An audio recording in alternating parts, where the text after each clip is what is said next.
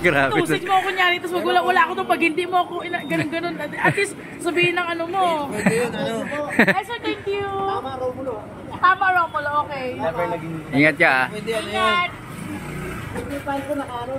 Ay, ang gungapa ni Diwata, lumabas na. Grabe, sexy. Pabidyo ka na, oh. Ang ganda talaga ng idol namin. Woo! Ayan si Alvin. Bis, ang bango. Ay! Wow, lumabas na yung idol namin Diwata. Yun, no, napakabango daw sabi ng best friend ko. Ayan na nga, nakita namin si idol.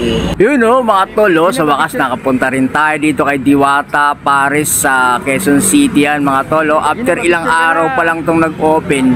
So ngayon, pumunta kami rito no, nung kaibigan ko. Then, eto naabutan ko, medyo mahina yata yung ngayon tao rito. At least parang wala akong makitang mga kumakain.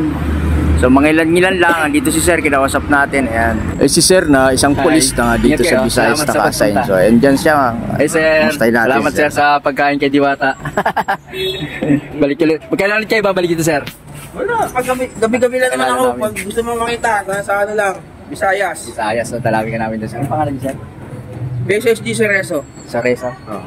Yes. Salamat sir. Ingat ka sir ha. Yun nga si sir, oh, isang pulis na dito sa Visayas naka-assign. Then dati daw talagang kumakain siya doon sa may Pasay ni Diwata Paris. Mas marami daw talagang tao doon. Dito sa ngayon, sa Quezon City, hindi nga ganun karaming tao. Ayan, maluwag yung parking ng mga motor. Oh. Halos ilan lang yung kumakain dito. May dadating, may aalis. So hindi siya kasing lakas no, nung doon sa Pasay. Napansin nyo, wala masyadong tao. So yun nga mga tol, kumain din naman kami dito no. Abangan nyo yung mga video ko rito no. Dito na naman ako manggagatas. Yun, sasama ko rin mga kaibigan ko rito para kumain, tapos mag video. Yun na sabi din, gagatasan natin to kasi mayaman na naman to si Diwata eh. Yan mga tol ha. So yun mga tol, panoorin nyo yung video to no. Ito yung kilig to the max nang makita niya ang kanyang idol. Hindi niya alam kung anong gagawin niya mga tol. Bagong gising lang po ang ating mahal na Diwata. Oo. Yun. Bes, pa-picture ka na. Lapit ka na. Oo. At least may picture ka. Ayun o, pa-picture na o. Para kayo bagong gising ha. Oo. Gising nga lang eh. Morning, pa-picture. Okay. Hello. Ito naman ang hair lala. Ganda yun. Dalawa lang kayo para mas maganda.